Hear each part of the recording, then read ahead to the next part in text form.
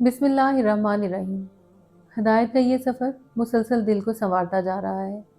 हर पारा एक नई रोशनी, एक नई समझ और एक नई बेदारी लेकर आ रहा है। अब तक के सफ़र ने हमें सोचने, रुकने और अपने अंदर झांकने का हुनर सिखाया है।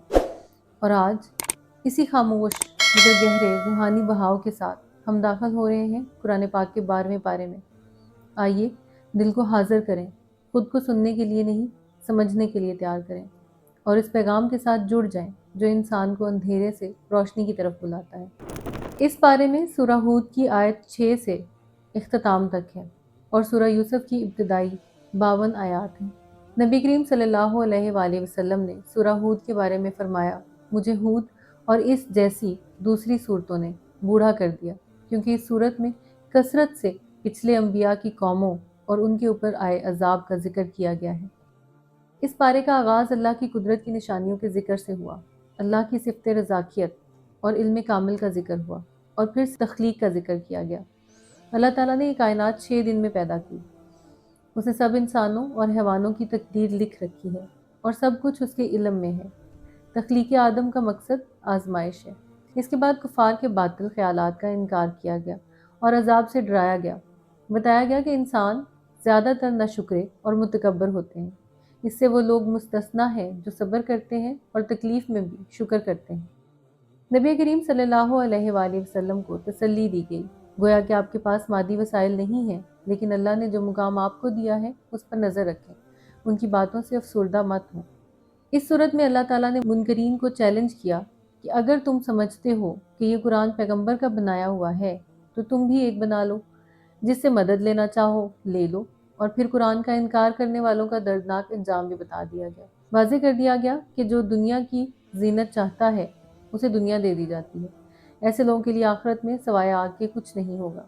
यह रियाकारों का अंजाम बताया गया है। उन लोगों ने चूंकि सब नेक अमल दिखावे के लिए किए थे, इसलिए उसका सिला भी दुनियावी तारीफ की सूरत में दुनिया में ही दे दिया गया। अब आखिरत में उनका कोई हिस्सा नहीं है।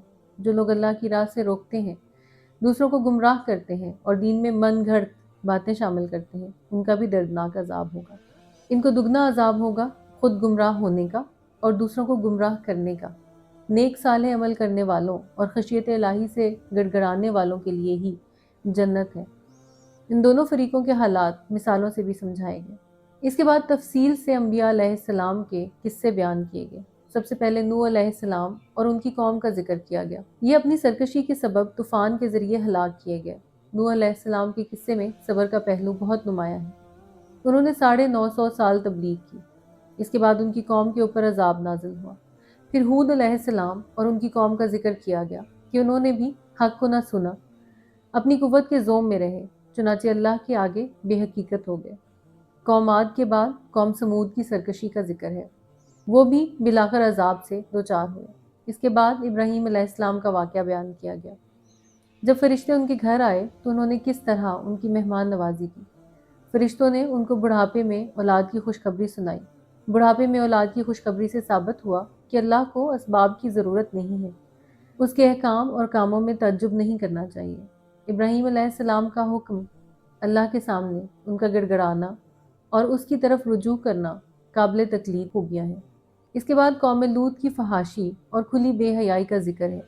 ये कौम भी अपनी बदकिरदारी और बदअखलाकी की बदौलत बर्बाद हो गई। उनके वाक़े से ये साबित हुआ कि जो अपनी नफसानी ख्वाहिशात का ग़ुलाम बन जाए उसे हदायत नसीब नहीं होती और हक फ़ायदा नहीं देता। फिर शुएब अलैहिस्सलाम के मदीन की तरफ भेजे जाने का जिक्र है। उनकी कौम की खराबी ये थी कि वो हक के इनकार के साथ नापतोल में कमी किया करते थे। इसी अमल के सबब अजाब का शिकार हुए। शुएब अलैहिस्सलाम की कौम बिजनेस कम्युनिटी से ताल्लुक़ रखती थी।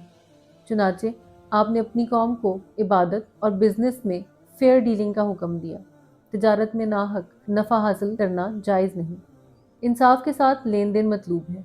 आखिर में हज़रत मूसा अलैहिस्सलाम के फ़िरौन के दरबार में तौहीद का पैगाम पहुँचाने का जिक्र है।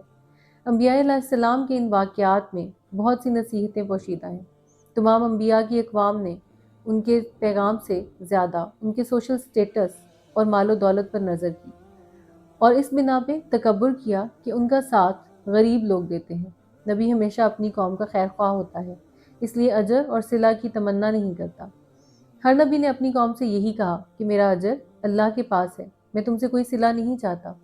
لیکن امام نے بدلے میں اپنے نبی حضرت محمد صلی اللہ علیہ وآلہ وسلم سے عشق کا فرمایا، جیسے رب کائنات اہل بیت علیہ السلام سے مودت فرماتا ہے۔ ہر نبی نے یہ بھی واضح کیا کہ میرا مقصد دنیا یا اس کا فائدہ حاصل کرنا نہیں ہے۔ یہی مقصد ہر داعی دین کا ہونا چاہیے۔ دین کا کام کرنے والوں کو ظاہریت پر توجہ نہیں دینی چاہیے۔ دین کے راستوں میں ملنے والی اذیتوں پر صبر کر جانا چاہیے، ثابت قدم رہنا چاہیے۔ یہ سبق بھی ملتا ہے کہ دنیاوی اسباب کتنے بھی مضبوط ہوں، اللہ کی پکڑ سے نہیں بچا سکتے۔ اصل رشتہ ایمان کا رشتہ ہے۔ حسب نسب عذاب سے بچانے میں مددگار نہیں ہوں گے۔ ایمان ہی نجات کا سبب ہے۔ انبیاء کی سفارش ایمان کے بعد کام آئے گی۔ نیک اعمال کے باوجود نجات اللہ کی رحمت سے ہوتی ہے۔ بہت سی چیزوں میں فیصلہ نیت پر ہوتا ہے۔ اگر عملاً برائی کا ساتھ نہ بھی دیں تو قلباً یا قولاً ساتھ دیں تو بھی انجام میں حصہ دار بنیں گے۔ توبہ برکت اور نعمت کا دروازہ کھول دیتی ہے۔ توفیق ہمیشہ اللہ سے مانگنی چاہیے۔ ان واقعات کے ذریعے سے نبی کریم صلی اللہ علیہ وآلہ وسلم کو تسلی دی جا رہی ہے کہ جیسے ان کا مشکل وقت گزر گیا تھا، آپ کا بھی گزر جائے گا۔ صبر سے کام لیں۔ ان کو بیان کرنے کا مقصد آپ کا دل مضبوط کرنا اور ایمان والوں کو یاد دہانی کرانا ہے۔ یہ بھی بتایا گیا کہ دنیا میں جو جس کی پیروی کرے گا، قیامت کے دن اسی کے پیچھے چلے گا اور اسی کے جیسے انجام سے دو چار ہوگا۔ اللہ کی پکڑ بہت سخت ہے۔ قیامت کا دن بہت ہولناک ہے۔ اس دن جو بھی ہوگا سب کی موجودگی میں اور سب کے سامنے ہوگا۔ اس دن بہت سخت پکڑ ہوگی۔ بدبخت اس دن جہنم میں جائیں گے اور ہمیشہ اسی میں رہیں گے۔ خوش نصیب لوگ جنت میں جائیں گے اور ہمیشہ اسی میں رہیں گے۔ نبی کریم صلی اللہ علیہ وآلہ وسلم اور مومنین کو ثابت قدمی کا حکم ہوا، یعنی دین کی راہ میں ثابت قدم رہو۔ ہدایت کی گئی کہ ظالموں کی طرف بالکل میلان نہیں رکھنا چاہیے۔ نماز قائم کرنے کا حکم ہوا، جو کہ اللہ کے ذکر کا سب سے بہترین طریقہ ہے۔ نیکیاں برائیوں کو مٹا دیتی ہیں۔ بار بار صبر کی تلقین کی گئی۔ نیز بتایا گیا کہ ہر قوم میں ایسے لوگ ضرور ہونے چاہیے جو برائی کو روکیں۔ اللہ کسی بستی کو کبھی ناحق ہلاک نہیں کرتا۔ اختلاف ایک قدرتی عمل ہے، لیکن اس کو مخالفت کا سبب نہیں بننا چاہیے۔ سورت کے آخر میں اعلان کر دیا کہ اللہ سب ظاہر باطن جانتا ہے، لہٰذا عبادت کا حقدار وہی ہے، اسی پر بھروسہ رکھنا چاہیے۔ سورہ یوسف۔ اس سورہ کا آغاز قرآن کریم کی تعریف سے ہوا۔ بتایا گیا کہ عربی ہی اتنی وسیع زبان تھی جو اس قرآن کے لامتناہی معنی اور مطالب کا بوجھ اٹھا سکے۔ پوری صورت میں حضرت یوسف علیہ السلام کا واقعہ بیان کیا گیا۔ یہود نے آپ کا امتحان لینے کے لیے آپ سے اس واقعے کے بارے میں سوال کیا، چنانچہ اللہ تعالیٰ نے بذریعہ وحی آپ کو یہ واقعہ بتایا اور اس کو احسن القصص قرار دیا۔ اس بارے میں سیدنا یوسف علیہ السلام کا قصہ ان کے خواب دیکھنے سے شروع ہوتا ہے، جو وہ اپنے والد کو سناتے ہیں۔ پھر ان کے بھائی حسد کی بنا پر ان کو کنویں میں ڈال دیتے ہیں، جہاں سے وہ مصر لے جا کر بیچ دیے جاتے ہیں۔ پھر مصر کا بادشاہ ایک خواب دیکھتا ہے، جس کی تعبیر سیدنا یوسف علیہ السلام کے جیل سے نکلنے کی وجہ بنتی ہے۔ یوسف علیہ السلام کا جتنا واقعہ اس بارے میں بیان ہوا، اس سے جو سیکھنے کی باتیں سامنے آئیں وہ یہ ہے کہ نعمت کو اس وقت تک چھپانا چاہیے جب تک وہ خود ظاہر نہ ہو جائے۔ جب ظاہر ہو جائے تو بیان کرو اور اللہ کا شکر ادا کرو۔ حاسد کے شر سے بچنے کے لیے نعمت کو چھپانا لازم ہے۔ نعمت کے اخفاء اور اظہار میں مصلحت سے کام لیا جائے گا۔ کسی کو دوسرے کے شر سے خبردار کرنا ہو تو محتاط رویہ اپنائیں اور زیادہ غیبت سے گریز کریں۔ غم اور دکھ میں اللہ سے مدد لیں۔ اپنی تکلیف پر صبر کرنا اور مصیبت کا بار بار ذکر نہ کرنا صبر جمیل کہلاتا ہے۔ اولاد کی تربیت میں صبر کی بہت ضرورت ہوتی ہے۔ آزمائشیں انسان کو پختہ کرتی ہیں۔ اخلاص کی وجہ سے انسان شیطان کے قابو میں آنے سے بچ جاتا ہے۔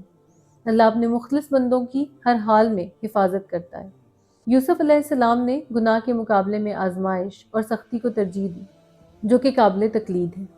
واعظ اور نصیحت مختصر ہونا چاہیے۔ لمبی لمبی ہدایات اور نصیحتیں اثر کھو دیتی ہیں، اور اسی طرح سے خیانت کا انجام کبھی اچھا نہیں ہوتا۔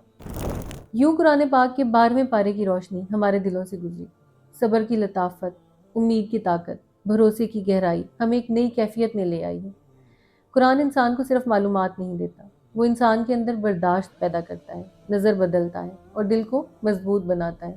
اللہ سے دعا ہے کہ جو احساس آج دل میں پیدا ہوا وہ زندگی بھر ہمارے ساتھ رہے، اور اب اس نورانی سفر کا اگلا مرحلہ ہماری طرف بڑھ رہا ہے۔